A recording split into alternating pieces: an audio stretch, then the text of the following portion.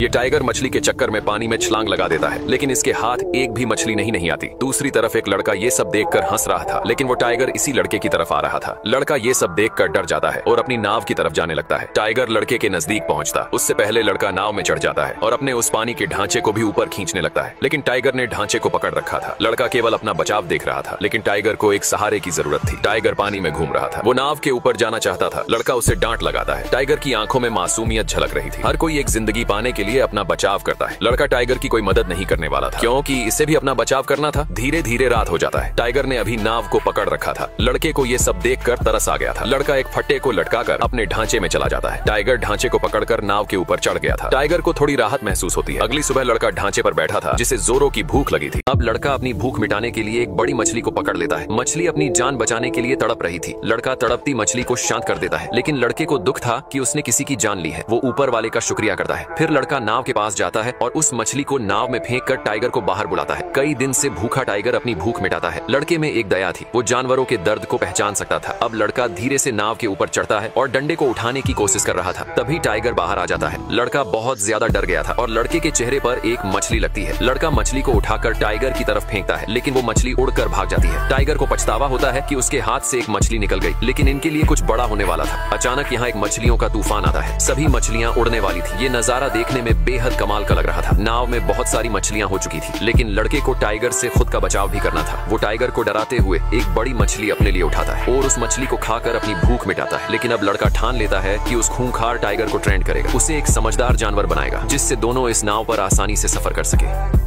अब लड़का उस खूंखार टाइगर को एक डंडे की मदद से ट्रेंड करता है। टाइगर बहुत गुस्से में था, लेकिन लड़का हार नहीं मानता। वो हर तरह से प्रयास करता है। डंडे में मांस के टुकड़े फंसाकर उसे खिलाता है, ताकि टाइगर एक पालतू जानवर की तरह बर्ताव करे। आखिर में लड़का चिल्लाकर उसे अंदर भेज देता है। आज की ट्रेनिंग काफी अच्छी हुई थी, लेकिन लड़का अभी भी टाइगर से अलग अपने ढांचे में रहता है, क्योंकि टाइगर पर भरोसा नहीं किया जा सकता था। धीरे धीरे कई दिन बीत जाते हैं। लड़का टाइगर के बिल्कुल करीब आ चुका था। टाइगर भी लड़के को कोई नुकसान नहीं पहुंचा रहा था। तभी लड़के ने देखा एक भयानक तूफान इनकी तरफ आ रहा था। ये तूफान जानलेवा तूफान था, लेकिन लड़का इस तरह के तूफान से बहुत खुश था। लड़का चिल्लाकर ऊपर वाले को शुक्रिया कहता है। आखिर जो भी हो, प्रकृति के आगे दुनिया की हर एक चीज फीकी है। लड़का और टाइगर इस भीषण तूफान में खुद को एक नाव पर संभाले हुए थे। अगली सुबह सब शांत हो चुका था, लेकिन आसमान का नजारा बेहद सुकून भरा था। अब पूरे 1 महीने बीत चुके थे। भूख के कारण दोनों की हालत बुरी हो चुकी थी। दोनों कमजोर हो चुके थे। लड़का टाइगर के पास जाता है, उसके मुंह में पानी डालता है। आखिरकार अंतिम घड़ी में लड़के ने टाइगर को छूकर महसूस किया। टाइगर भूख के कारण कमजोर हो चुका था। दोनों एक अच्छे दोस्त बन चुके थे। इतनी भूख टाइगर कभी बर्दाश्त नहीं करता, लेकिन आज वो बिल्कुल लाचार और मजबूर था। अब टाइगर और लड़का दोनों भूख से तड़प रहे थे। पूरे 15 दिन तक खाना न मिलने से दोनों बहुत कमजोर हो चुके थे और जीने की उम्मीद छोड़ चुके थे। लड़का अपने मम्मी पापा को याद करता है, जो अब इस दुनिया में नहीं थे। अगली सुबह लड़के की आंख खुलती है और वह देखता है कि उनकी नाव एक आइलैंड के किनारे लगी हुई है। लड़का नीचे उतरकर नाव को बांध देता है और वहाँ की जंगली घास खाने लगता है। ये आइलैंड कुछ अजीब था। तभी लड़के को किसी की आवाज सुनाई देती है। उसने देखा कि वहाँ बहुत सारे नेवले थे। लड़का उनके बीच चला जाता है और पानी में कूदकर नहाने लगता है। इस आइलैंड पर बहुत सारे नेवले रहते थे। टाइगर भी नेवलों का शिकार कर अपनी भूख मिटा रहा था। धीरे धीरे सूरज ढलने लगता है और सभी नेवले जंगल के अंदर जाने लगते हैं। लड़के ने रात बिताने का इंतजाम कर लिया था, लेकिन नेवले फिर भी उसके पास आ गए। लड़का उन्हें भगाने की कोशिश करने लगता है। रात का समय कुछ अलग सा दिखाई दे रहा था। लड़का एक फल तोड़ता है और उसे खोल कर देखता है, लेकिन वह फल जहरीला था। इस आइलैंड पर रात के समय हर चीज जहरीली हो जाती थी। अगले दिन लड़का वहाँ से जाने की तैयारी करता है। उसने बहुत सारी जंगली घास और मीठा पानी अपने साथ रख लिया था। फिर वह टाइगर को आवाज लगाता है। टाइगर भागता हुआ आता है और नाव पर बैठ जाता है। दोनों अगले सफर के लिए निकल पड़ते हैं।